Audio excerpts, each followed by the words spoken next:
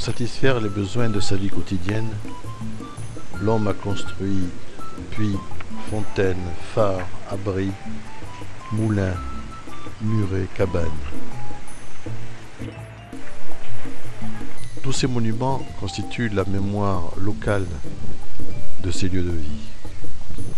Au fil des générations, ils sont les témoins du passé.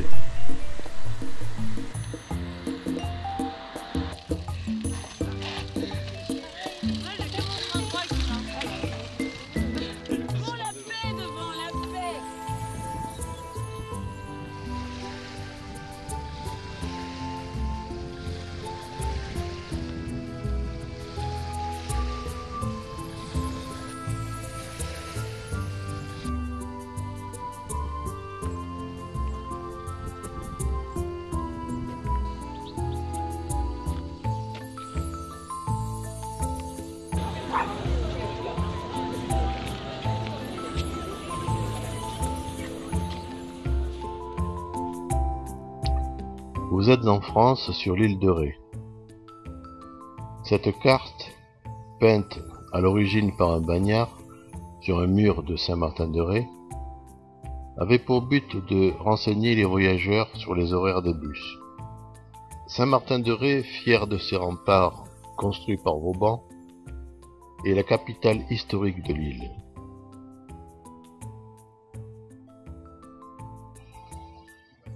Nous allons quitter Saint-Martin pour nous rendre tout au bout de l'île et faire une halte à Ars en Ré.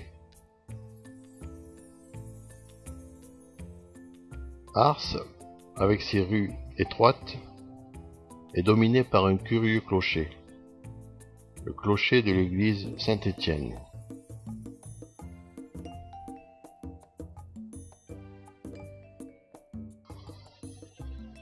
Quittons Ars pour nous rendre au phare des Baleines. Le phare des Baleines a été inauguré en 1854 et il fait partie d'un programme de grands phares décidé par l'État au XIXe siècle. Ce programme consistait à construire le long de la côte française des grands phares pour guider les bateaux. Ils assuraient ainsi une approche des côtes en toute sécurité. Toujours en service, le phare des Baleines joue son rôle de sentinelle chaque nuit. Avant la construction du phare existait déjà une tour qui a été construite en 1682. C'est Vauban qui ordonna sa construction pour défendre les côtes. Et c'est l'une des dernières qui subsiste encore dans un état proche de son origine.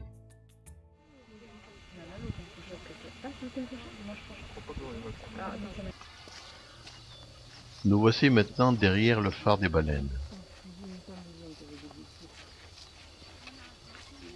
Depuis le Moyen Âge, les écluses de pêcherie en pierre témoignent d'un art de construire et de pêcher irremplaçable.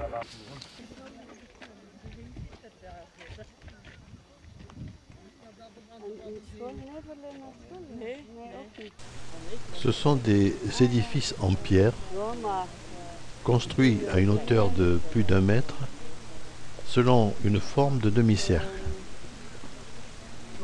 Immergées à marée haute, ces écluses se découvrent à marée basse et permettent alors aux pêcheurs de venir chercher les poissons et les crustacés qui se sont fait piéger.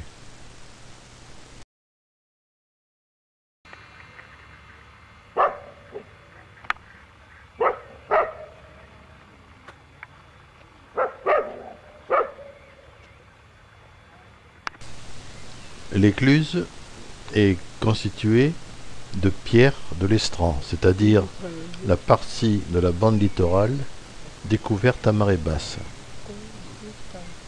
Les pierres sont consolidées avec un mélange de vases et de petites pierres. Au fil des ans, les huîtres viendront s'amasser et tasseront le liant pour consolider l'ensemble. Les écluses sont un formidable lieu de préservation de la biodiversité de l'estran. C'était pour exploiter, les gens pour exploiter la baie et la pêche. Construire une écluse demande des milliers d'heures de travail, un savoir-faire ancestral et un entretien permanent. Patrimoine historique unique, concession maritime, les murs bâtis en pierre sèche, sans liant, sont fragiles. Une huître enlevée peut provoquer une brèche de plusieurs mètres. La pêche est réservée aux co-détenteurs. Les écluses sont en voie de disparition. Ray ne compte plus qu'une dizaine d'écluses, contre plus de 140 au début du siècle.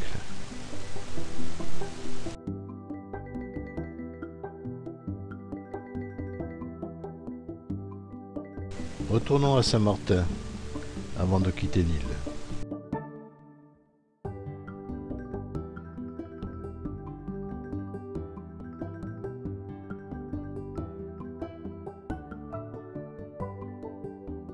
Comme dans toutes les villes, l'eau était ici la ressource indispensable au foyer.